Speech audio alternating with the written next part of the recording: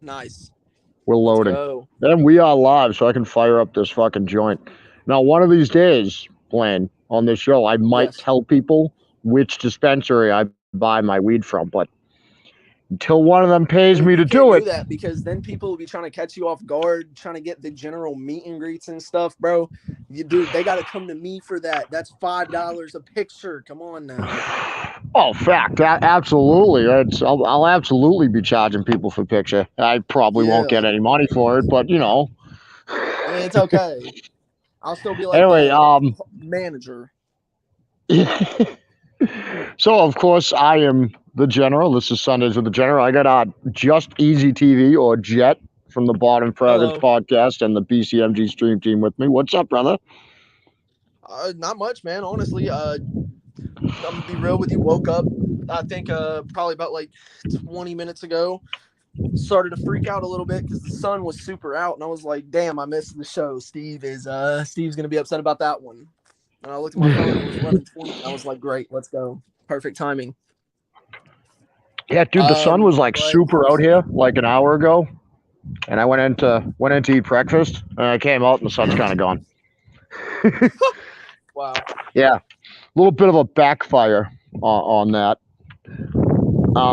But yeah, anyway, dude, the reason I got Blaine here with me is finally after fucking Christ, nearly a month, dude. yeah, almost. Finally, It's I almost can been a talk month. about the Batman. Yeah, Now, if you haven't seen it yet, big spoilers alert. if you haven't seen it yet, I mean, we're like 3 4 weeks after the premiere. The spoiler embargo is well past.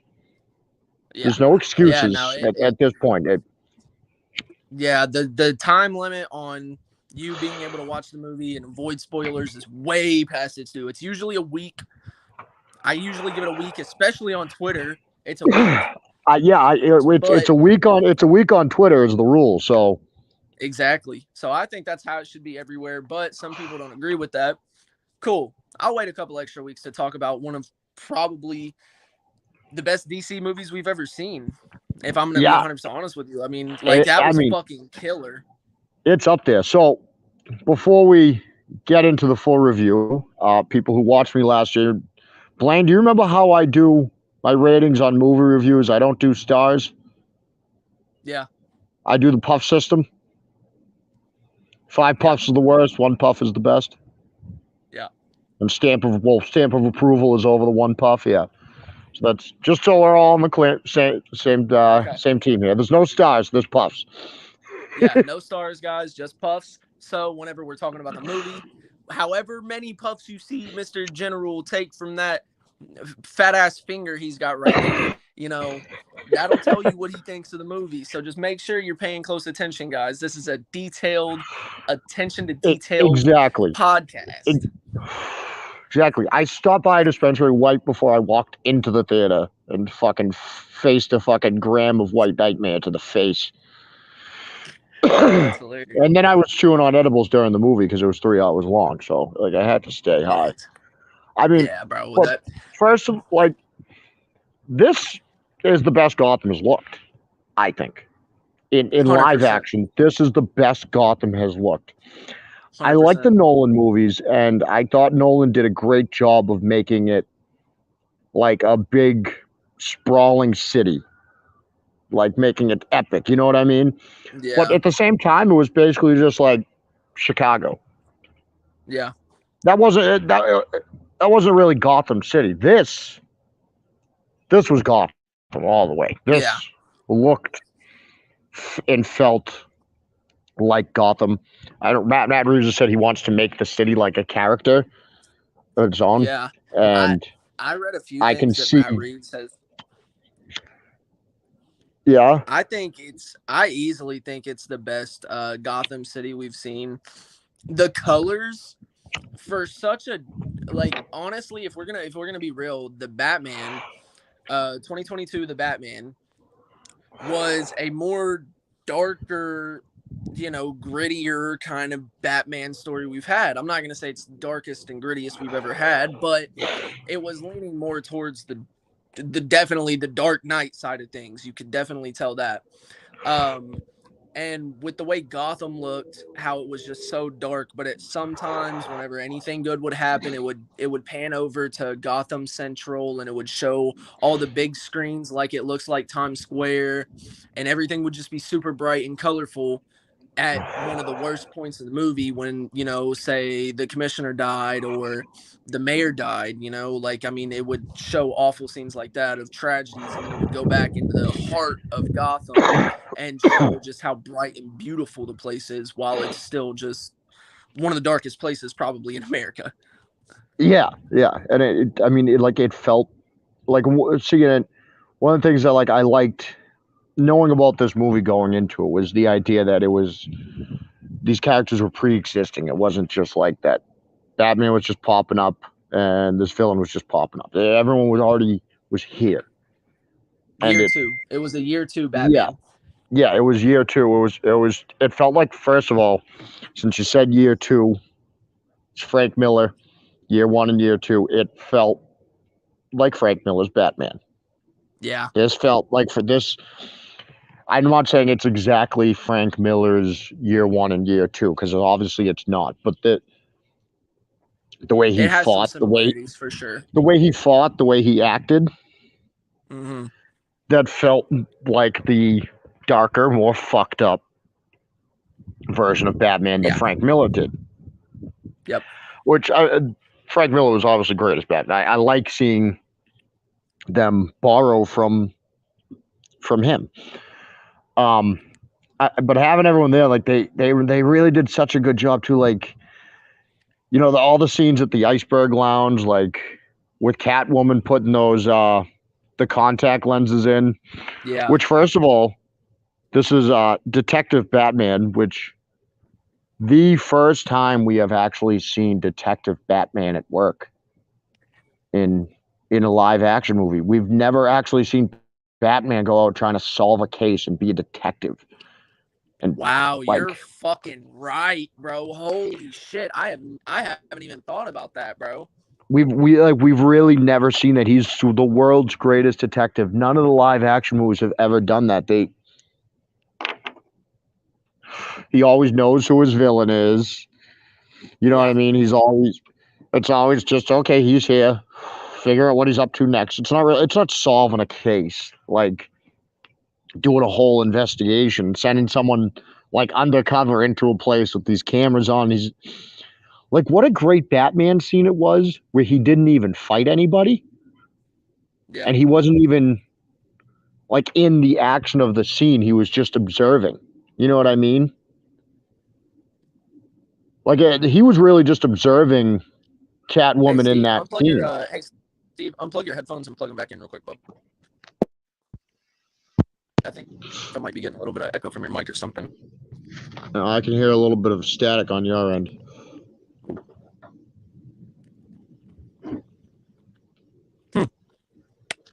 But I think the scenes with him and Catwoman working together and kind of like building that relationship that we've seen in the comics, but we've never really seen in the live actions, other than like maybe once or twice. Yeah. I think building that relationship early on in this movie, along with others as well, like the Commissioner Gordon relationship, that he kind of won the trust of the city, the people at the end of the movie, whenever he's pulling everybody out of the big building that collapsed, and he's just saving everybody, and people are finally reaching out to him for help.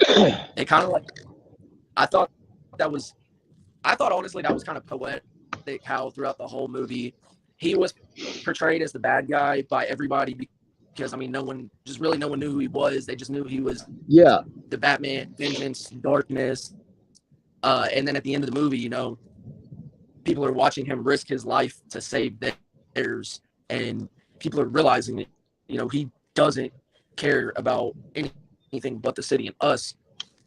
So then they start reaching for him. I think that's just super poetic, and I thought that was a beautiful way to demonstrate his character development in the story.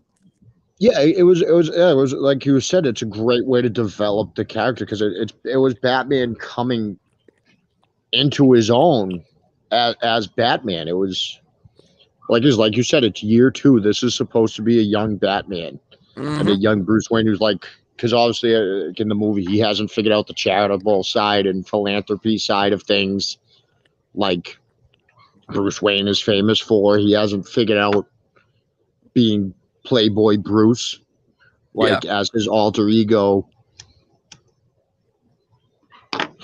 But that they did a good job with him figuring out all that. When that Riddler wannabe, are you there?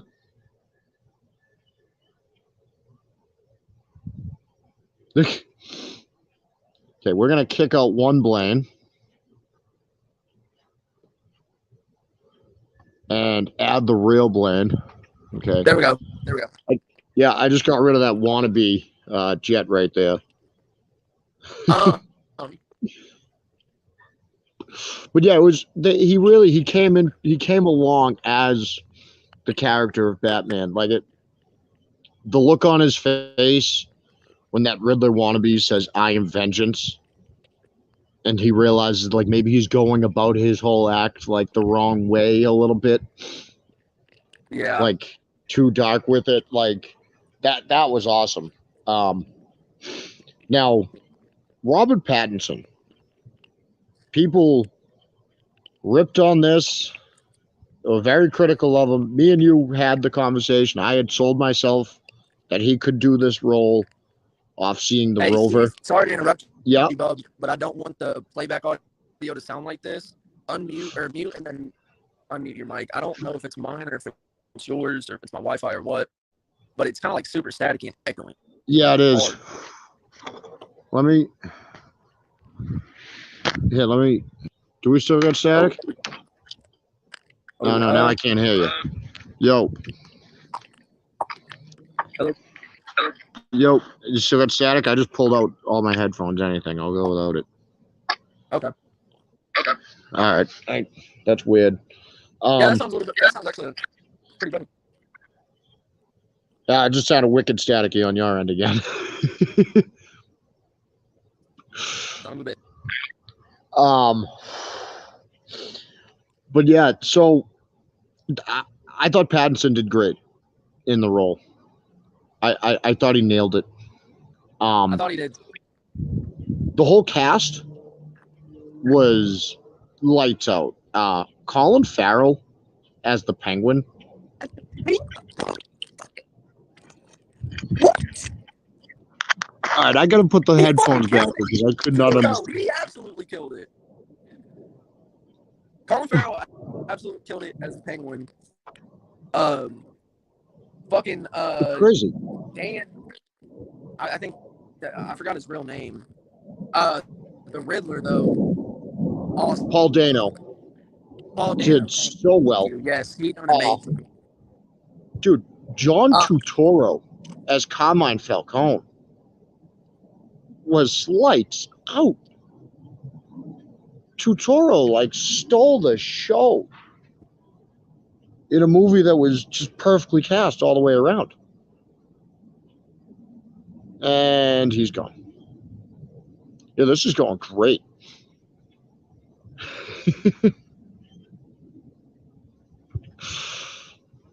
Oh. But yeah, okay, there he is. Okay, I have no clue what's going on. Let's see if that fixes anything. Let's see if I. That's probably the best you've sounded, which isn't saying much. And he's gone again.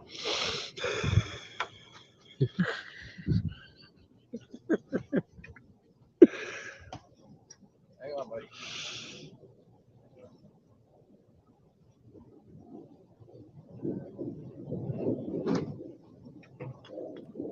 I'm tired of my phone. And he's back. I'm tired of my phone. I'm about to beat it up. Yep, makes sense to me. Anyway, so my review, my rating of the movie, I'm giving it the stamp of approval. It's going above all the puffs. I don't know if I'm assuming you feel the same way. It was Come on, let's see it. Let's see the puffs, This big dog. may be the best Batman movie to me. Huh? What'd you say? I said, let's see the puffs, big dog. We got another rating. Oh, I'm giving it the stamp of approval. I'm going above the one puff. It just gets my stamp of approval. This, I think, like you said, I think this could be the best Batman movie we've seen. I thought it was a fantastic movie. It definitely gets my I stamp of have approval. to rewatch that and The Dark Knight, like one after the other when this is on DVD and like available, and really like determine that. Let's touch on that deleted scene real quick before we move on to Halo. This deleted scene that came out with the Joker, Barry something. Barry Cohegan. Barry Cohegan. No, I just want to go ahead. Sorry, Steve. Go ahead. Sorry. I like the scene. I can see why it wasn't in the movie. I don't think it would have fit. I think I might like this guy as Joker. I liked his voice. His voice felt similar to Mark Hamill's voice in the cartoons to me. I definitely think Barry Cohegan is going to be a pretty good Joker, if I'm going to be honest with you. But that's just if they run with him as even a side villain in the next Batman movies. I think Barry Cohegan's Joker looks fucking insane. I think it looks terrific. The hair. It's probably one of the best representations of Joker, like a legit Joker that we've ever had. Heath Ledger, I mean, everybody says he's the best Joker, blah, blah, blah, blah, blah. No one will ever be able to be better than him. But other than the psychoticness, what made Heath Ledger's Joker really stand out? Other than the psychoticness. Well, he wasn't. This felt like the comics Joker. This felt like the classic Joker to me. And he had the psychoticness with Heath Ledger, but he wasn't the comic book Joker. Mm-hmm. Like, this felt like that. And this is just in a 2-minute scene. I'm getting this. Yeah. It's literally only like a 5-minute scene. You get nothing from it. But what you do get is to see probably one of the best looking Jokers we've ever had. I mean, I see so many people are mad as fuck about this Joker look, and I see everybody is just going off about it because he's looks like a burn victim or looks like he got messed up. No shit. Have you never read any of the Joker's like kind of origin stories? I know there's a few couple different ones that you can read, but like he fell in a vat of chemicals. You're not just gonna hop up looking like fucking Jared Leto's Joker, okay? Yeah, he's not gonna look pretty. There's a reason he's painting his face. I think it looked awesome. No, I think it looked awesome, and the voice is what I thought he nailed. Like I said, it sounded like Hamill's Joker. Yeah, it definitely sounded like a kind of older Mark Hamill Joker cartoon for sure. The laugh, yeah, exactly. Just like, and I like the idea that the killer. That laugh was fucking insane. And I love the idea for Reeves' universe that the Joker already exists. Mm-hmm. The Joker is already there. They already have their history. Yep.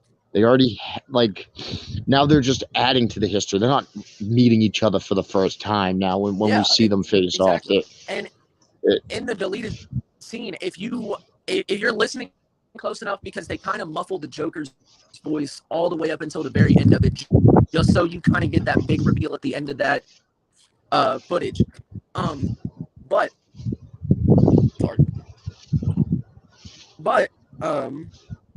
at the beginning of that scene, when Batman drops the files in the thing and slides it over to him, Joker actually looks at him and says, "A present? It's almost our anniversary, isn't it?" Kind of dating back from the first time they ever met and the first time Batman threw him in Arkham. which is a very big New 52 comic line story.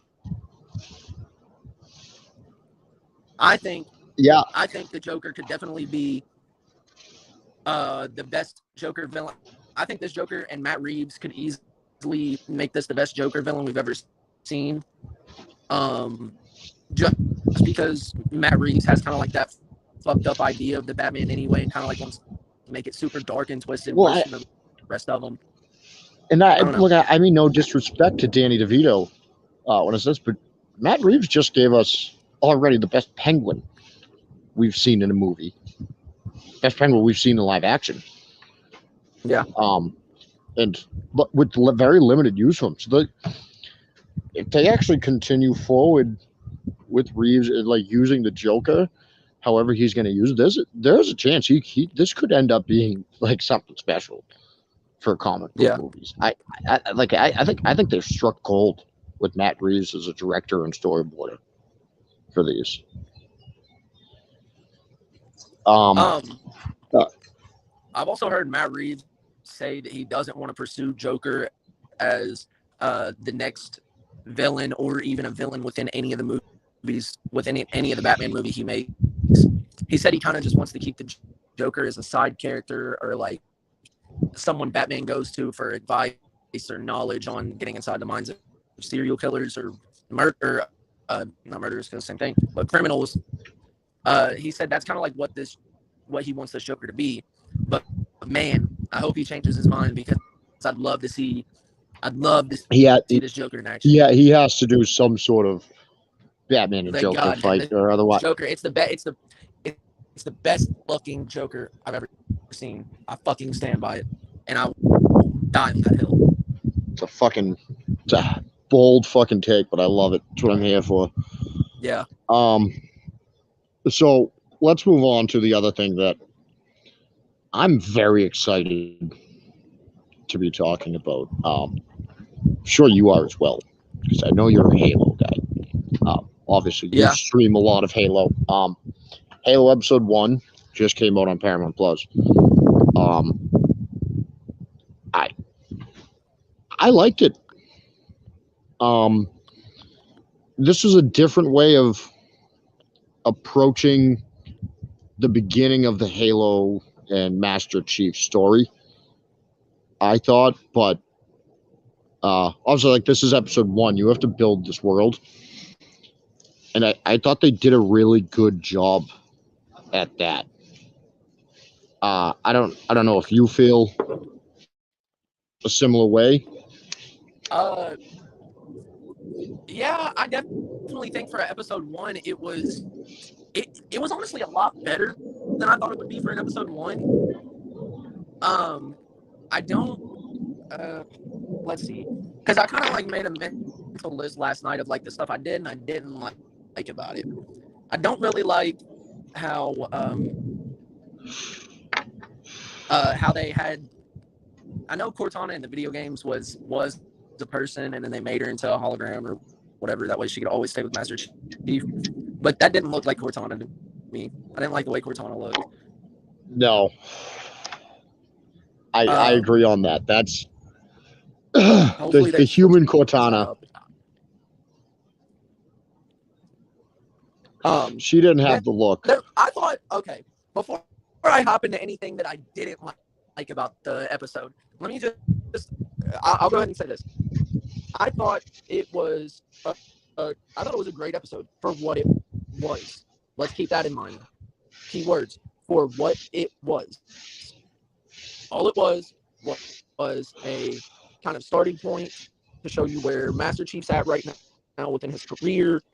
Kind of show you what kind of internal battles he's been struggling with, and like what kind of demons he's been trying to fight, especially since he picked up I'm not going to say what it's called, because if you've ever played video games, you know, but if you're just trying to watch the Halo series, for anybody, not just Steve, but for anyone that wants to watch the Halo series, that item that he touches in the first episode that brings back those memories or visions of his past, that if they continue on with that story, that would be a very, very, very good story to go with. And I think that's how the show would take off, because like I said, for what the first episode was, a kind of briefing of where Master Chief's at right now, what he's been doing, where he's gonna go. You know, like I think that's kind of like what the first episode was meant to be. And for a first episode, it was all right. I love the look of it. I love the actors and actresses. I thought maybe the general could have the old Chinese woman. I thought maybe they could have picked somebody better for her, but I kind of like her at the same time because she's bitchy enough. Yep. I agree. So what I like right away in it was the opening.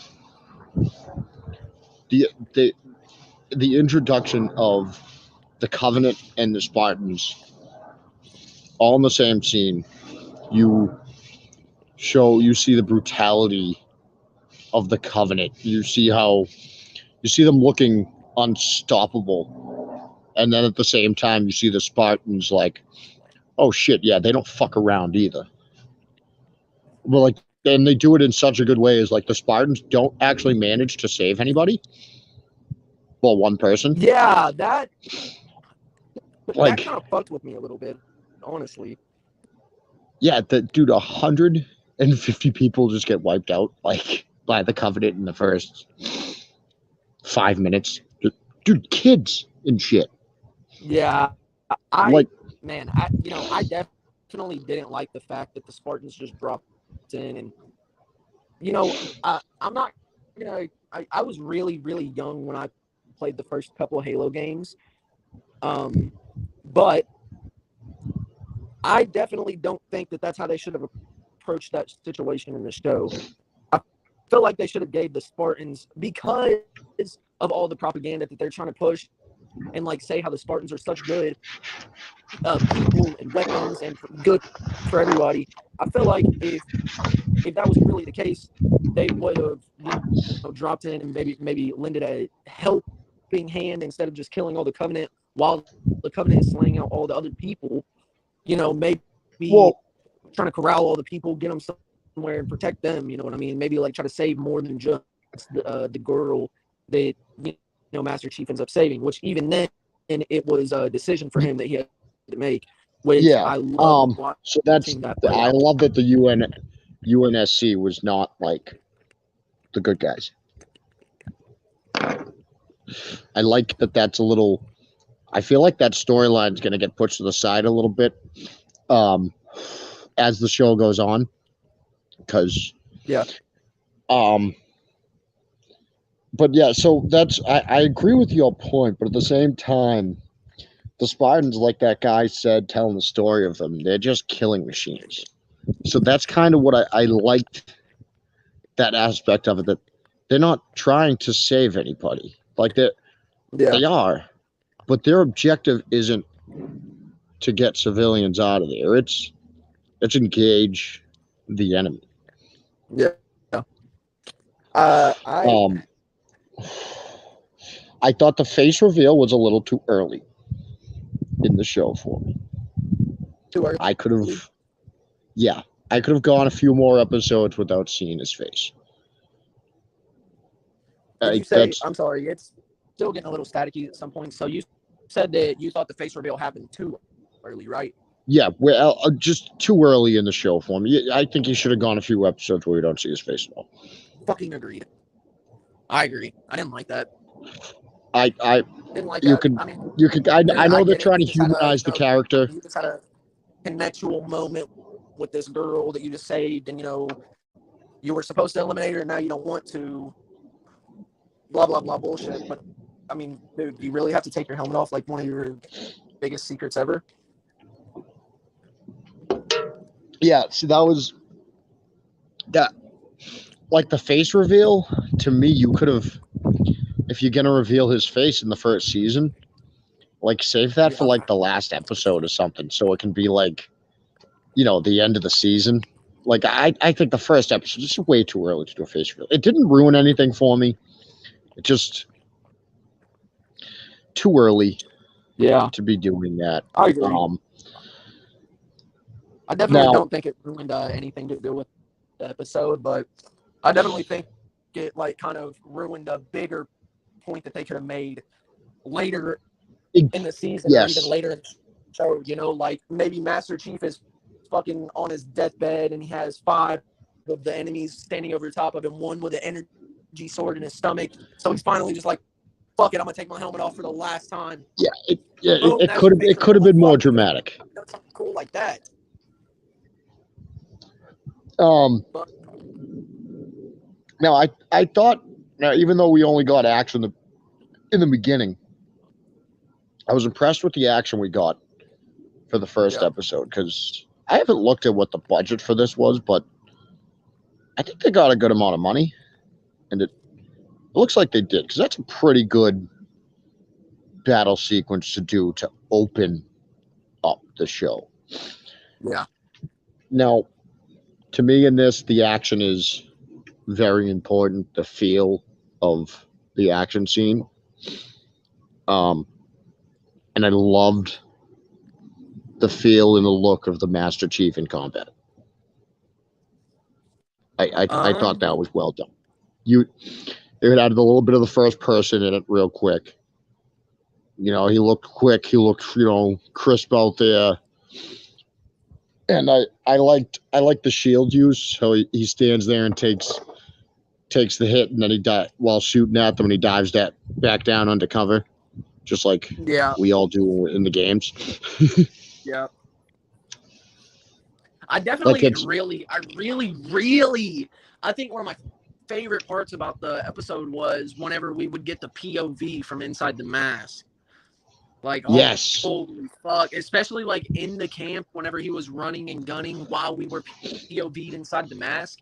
It literally looked like a scene straight out of the video games. It looked like it wanted us to just get that reminiscent feel of the video games while we're watching it. And it kind of wanted to stay to its roots, which I really fucking loved. I thought the inside the POV helmet was that first person look from inside the helmet was amazing. Awesome to me. I loved that they incorporated that. That was just awesome to me. I know, this is the episode 1, so like I'm excited in this. In watching where this goes, and I really hope that this takes off and they get the money and they get greenlit for further seasons, and they can really keep telling the story. Like, already I'm saying this off one episode because I think they're going to do a good job.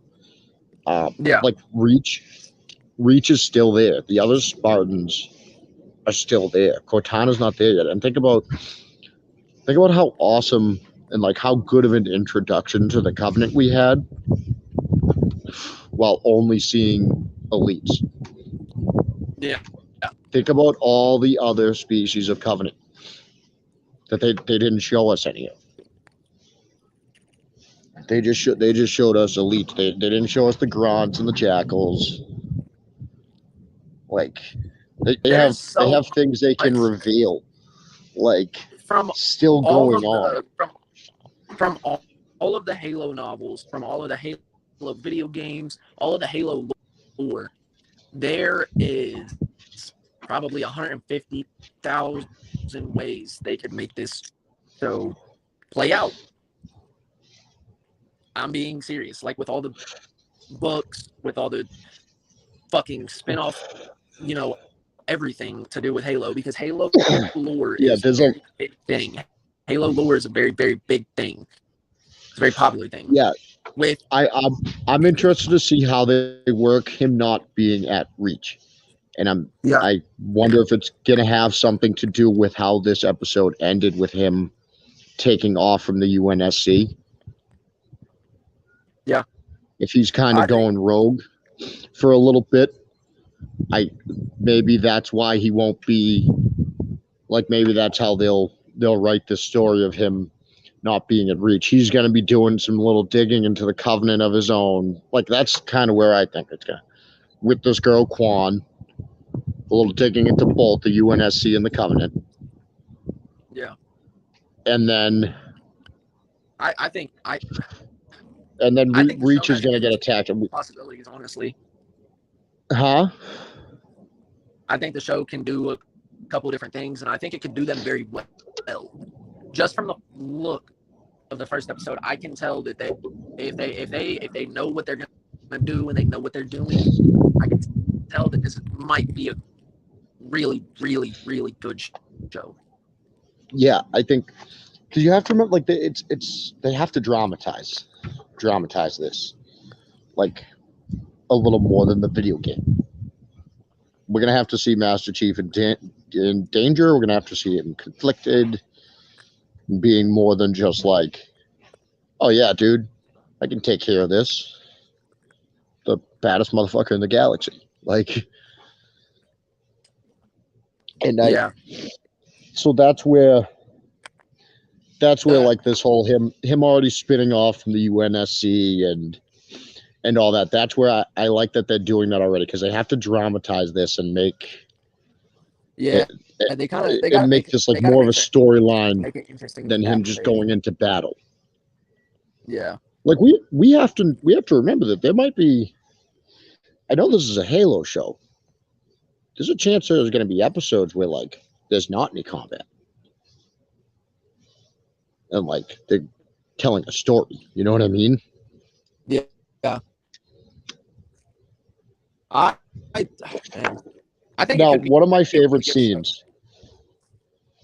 One of my absolute favorite scenes is when the Marines are going to try to blow open the door on a Master Chief ship at the end, and the other Spartans just step forward, cock their rifles, like, what's up? I love that. I'm very excited to see what they do with the Halo series, man. I think.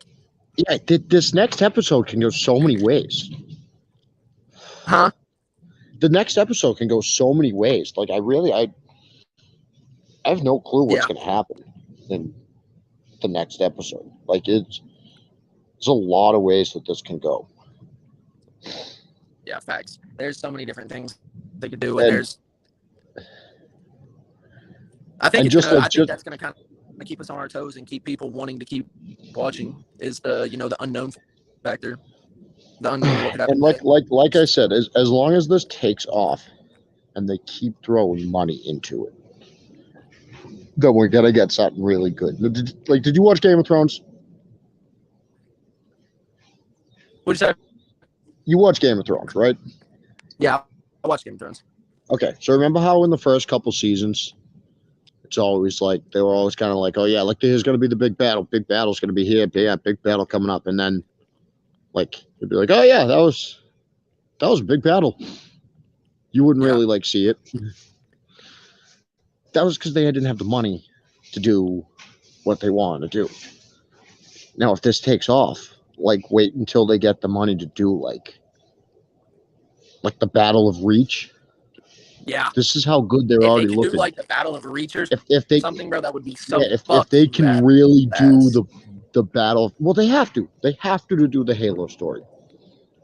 To really do the story of Halo, you have to do the Fall of Reach. Yeah. You have, right? Because he ends up being the last part to tell the story. Eventually, it has to happen. But yeah, I'm gonna guess not this season, but maybe I'm excited to see what this season does. If we get the Fall of Reach in the first season, I'd be impressed with what they're already throwing into the show. Because, like, I imagine anyone who's got any respect for Halo, which I hope some of the showrunners do, are gonna know how important that is and how well you have to do that. Like they have to do it eventually. If we see it in the first season, I'd be very happy actually. If we see Reach, like let's say let's say we saw the Battle of Reach to end the first season, we'd really be on to something like with this show, probably, right? Repeat that last sentence one more time. If we saw the Battle of Reach as like the finale of this season, I think this show would. I think the I show think that would would be be on like a great cool. track. Yeah. That would I think would be on a great track if they have that like that as the season finale. Yeah. Yeah. If they ended this season with the Battle of Reach, I think that would really set them up for really good next season. Absolutely, and I think this whole little story that they're doing with him running off from the UNSC right now is a good way to explain him not being at Reach when it gets attacked. Yeah. I think That I with think him that running could be off. the way they pursue it. I said, I have no idea. There's a lot of ways they could go with this. But I'm excited. I can't wait to start seeing the rest of the Covenant, dude. Yeah. That's one of the things that I'm really excited for. I can't wait to see. Like, I can't wait to see the grunts actually. Yeah, I watched the because trailer I can't wait to see him just mowing through grunts and like just laughing about them, like basically just like being like nonchalant, like, hey, it's just grunts, like we are. Dude, And then, dude, the hunters. I think when I saw Wait until we see the fucking hunters. What did you say? What would you say? I said wait until we see the fucking hunters, dude. I think, man, whenever I saw the trailer for the show in the first place, I really was not sure what to expect, and I was not sure if there was going to be any point in me watching it, because I mean, like, oh, it's another video game adaptation, TV show or movie. We've seen 100 of them, but like this one does it well. I can already tell. The first episode was really good, especially for a video game adaptation movie or TV show. First episode, really killer. I think the second episode, if they take it the right way, could be even better. Yeah, they've got me very excited. They've got my attention. Definitely. They've got me hating this one episode at a time thing again. Yeah. Which they definitely I guess have is my attention. I'm definitely a little hooked, and I definitely want to check out the next episode, so that way, we can see what happens to Master Chief as he just fucking dipped out on the USNC, with like he just with a fugitive, I guess, because he was told to terminate her and didn't. Yeah, so he's got to be committing a crime here. Yeah, another pretty cool little conflict we got to see Master Chief put himself through, but like, hey, I think it's all just character development, and I'm loving the character development so far. Yeah, that's exactly. I'm like, I thought it was a bold way to start like the show with him already tipping off from the UNSC, but like I liked it as a way to start the show. Yeah, because I thought it was definitely a good way to start the show. I think if they're starting the show in that way, then they clearly have that. They must have their direction figured out and what they want to do.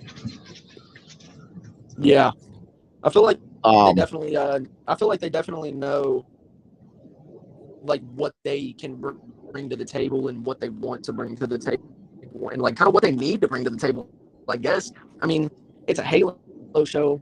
Halo is a big ass AAA game.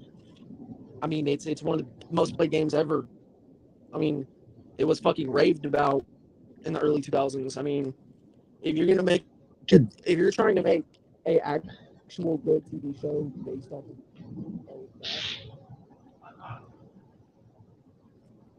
first episode, I thought they kind of they definitely caught my interest. That's all I needed to do was catch my interest and make me want to watch episode 2. I think that was good. We barely caught any of what you just said, but I know you said it made you excited to watch episode 2, and you. I What'd touched you say? My on. bad. We barely heard any of that, but I got the gist of it.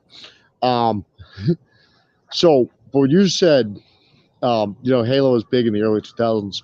Dude, you were born in the early 2000s. You don't understand quite what it World was War like. 2002. Yeah, dude, I was. So when this game came out, like, you don't quite understand what it was like when the first Halo came out, dude. It was a first person shooter had never been done so well. Like, it was the first time I ever played Halo. What year did Combat Evolved come out? Yeah, I that's awesome. um, dude, like I was like it was like a life changing experience almost, like the first time you played Halo back in the day, like that. I am an Xbox guy for life because of Halo. As long as they keep making Halo games, I can never go back to PlayStation Facts. because Halo's got Halo's me. my. I'm a Halo's PlayStation got me by the PC boy. balls. They've had me by the balls since I was like 8 years old. I'm a PlayStation PC boy. Oh yeah, well I had PlayStation 2 naturally, which is still the I need greatest to video game console ever get an made. Xbox One, honestly. The PlayStation 2 to me is probably the greatest video game console ever made because of the fucking amazing list of games that were on it. But like that and N64. But like, hey, at the Xbox will always have me because of Halo. Like Them PlayStation exclusives be hitting. God of War. Same. that's so I want to check out like the Spider-Man games and all that. That's the only thing that gets me. But like, I was thinking about switching, and then then Microsoft was like, "Nah, bro, we're making a new Halo game," and I was like, "Damn it! All right, fine. I'm still an Xbox guy." You made another Halo game. I'm still a fucking Xbox guy. Hey, Guess I'm not playing Spider-Man. ow. But yeah. Anyway, I think that's all we got for tonight. Today, folks. Thank you for tuning in. Don't forget, this episode has been brought to you by creationsnacks.com. Use code BCMG for 20% off. Check out Halo episode 1. Get your popcorn from creationsnack.com. Trust me, it'll be worth it. Blaine, thanks for coming on with me, buddy. Why don't you tell everyone where they can find you? Hey, thanks for having me, man. I really enjoyed getting to talk about the Batman with you and some Halo, dude. I'm excited. Hopefully, we can do this again. If you guys want to check me out, I'm a Twitch streamer. I stream Fridays, Saturdays, and Sundays from midnight to about 5 o'clock in the morning. You guys can find me on Twitch at Just Easy TV. You can also find me on Twitter at Just Easy TV. Instagram at Just Easy TV. Any type of social media there. Yeah. Hope you guys have a wonderful day. Steve, thank you so much for having me on the show, man. I really appreciate it. Thank you for coming on, dude. I was sitting there. I'm like, damn, I want to review the Batman. So I was like hitting people up. They hadn't seen it, whatever. And then I'm like, wait, dude, fucking, what about Blizzy? Yeah, I still haven't been on the show, man. Come on. Oh, this is your first time on the show? Wow. I think it's my first time on the show, yeah. Yeah. Wow. I think it has been. It probably is. Wow. I think so. Yeah. Wow. Well, thanks for coming on, buddy. We'll have to make you a more regular occurrence. Hey, it's all right though. There's a first time for everything, and it was definitely hella worth the wait. I don't think I would have wanted to start or done a premiere episode with you on anything else other than Batman and Halo. What? So was my first time on Bottom Fraggers about Batman, correct? When the trailer got released, I think my first time on Bottom Fraggers was when the Batman trailer got released. Yeah, I think so. So this all came full circle. It was nice and poetic. I guess it was kind of meant to be. But we'll have to get more regular. I'm sure we'll have more movies and shit to be. Well, all right. Let's face it, dude. I think we got some more episodes of Halo coming up. We're gonna have to talk about anyway, right? Hey, that sounds all right with me, man. I'm down. Next time mine shouldn't be so scuffed. I should be on my PC next time. All right. Yeah. Maybe we'll have better audio next time. Who knows? This is BZMG. But yeah. Anyway, folks, we'll see you next week at the same time, same fucking place. Next Sunday. Yep. At about 11:58 Eastern Time.